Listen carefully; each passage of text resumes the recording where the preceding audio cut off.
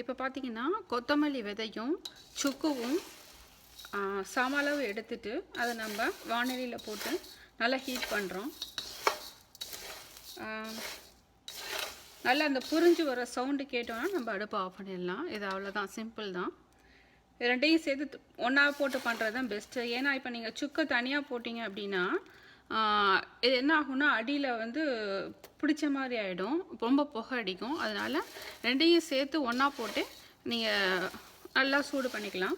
First கொத்தமல்லியை போடுங்க. கொத்தமல்லி விதையை போட்டு ஓரளவுக்கு சூடு வந்துடுச்சுன்னு தெரிஞ்ச உடனே நம்ம சுக்கையும் போட்டு அதிலே போட்டு பிரட்டிடலாம். அதாவது கொத்தமல்லி நல்லா வெடிக்க ஆரம்பித்த உடனே சுக்கை போடணும், அவ்வளோதான். இப்போ நான் மிளகு வந்து ஒரு 50 கிராம் எடுத்து இதில் நான் நல்லா சூடு பண்ணுறேன். இந்த மிளகு பொரியிற மாதிரி நமக்கு தெரியும் இல்லைங்களா, வெடிச்சு வரும் இல்லையா, அப்போ நம்ம அடுப்பை ஆஃப் பண்ணிடலாம், அவ்வளோதான். ரொம்ப புகையை விட்டுறாதீங்க, லைட்டாக வறுத்தா போதும்.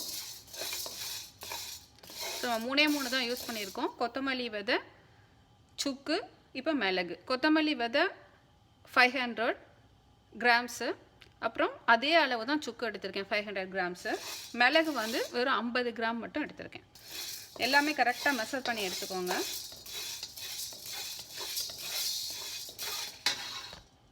மிளகு வந்து நல்லா பொரியுது பாருங்கள், அந்த பொரியிற மாதிரி வரணும். இந்த அளவுக்கு நம்ம வறுத்து எடுத்துக்கணும். கொத்தமல்லியும் நல்லா பொரியணும். சுக்கு வந்து லைட்டாக ஹீட் ஆனாலே நமக்கு போதும். நல்லா பொரிஞ்சிருச்சு, உங்களுக்கு தெரியும்னு நினைக்கிறேன் இதில் பொரியறது. ஓகே, இப்போ நம்ம வந்து அடுப்பு ஆஃப் பண்ணிடலாம்.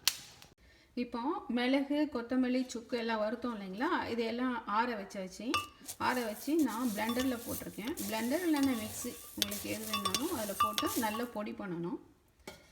பொடி பண்ணிவிட்டு சலித்து வச்சுக்கலாம். இதில் நான் பாதி பொடி பண்ணி வச்சுருக்கேன்.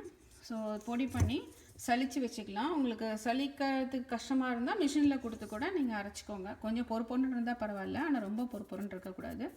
ஸோ சலிக்க முடிஞ்சால் சலிச்சுக்கோங்க, இல்லை நல்லா மிக்சியில் போட்டு அரைச்சி எடுத்து வச்சுக்கோங்க. இது வந்து நம்ம சலிச்சே ஆகணும் அப்படின்னு அவசியம் கிடையாது.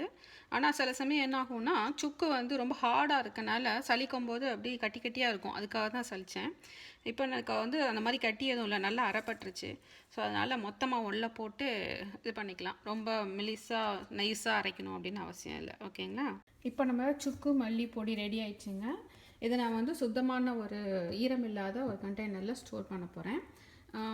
இது வந்து கெட்டு போகாது. ஸோ நீங்கள் 6 மந்த்ஸ்க்கு வேணது கூட ப்ரிப்பேர் பண்ணி வச்சுக்கலாம். இது எனக்கு வந்து நாங்கள் வீட்டில் 4 பேர் இருக்கோம், எனக்கு 4 to 5 மந்த்ஸு கண்டிப்பாக இது வரும். ஸோ அதுக்கு தேவையான அளவுக்கு நான் எடுத்திருக்கேன். உங்களுக்கு எவ்வளோ தேவையோ அந்த அளவுக்கு நீங்கள் மெஷர் பண்ணி எடுத்துக்கோங்க. 6 மந்த்ஸ் ஆனாலும் சரி, இல்லை 7-8 மந்த்ஸ் ஆனால் கூட இது கெட்டு போகாது. ஈரம் மட்டும் படாமல் வச்சுக்கோங்க, போதும், அவ்வளோதான். இந்த சுக்கு மல்லி டீ எல்லாத்துக்கும் பிடிக்குங்க, கண்டிப்பாக ப்ரிப்பேர் பண்ணி கொடுங்க. இந்த பொடியை ப்ரிப்பேர் பண்ணி வச்சுக்கோங்க. வித்தின் 10 டேஸில் நான் வந்து நெக்ஸ்ட் வீடியோவில் எப்படி நம்ம டீ போடலாம் அப்படின்றத நான் உங்களுக்கு அப்லோட் பண்ணிடுறேன். குழந்தைங்க பெரியவங்க எல்லாத்துக்குமே கொடுக்கலாம். சின்ன குழந்தைங்களுக்கு மட்டும் அவாய்ட் பண்ணிவிடுங்க, டாக்டர் கன்சல்ட் பண்ணிவிட்டு கொடுங்க. மற்றபடி ஸ்கூலுக்கு போகிற பசங்க எல்லாத்துக்குமே இதை கொடுக்கலாம். நெக்ஸ்ட் வீடியோவில் சந்திக்கலாம். பாய்.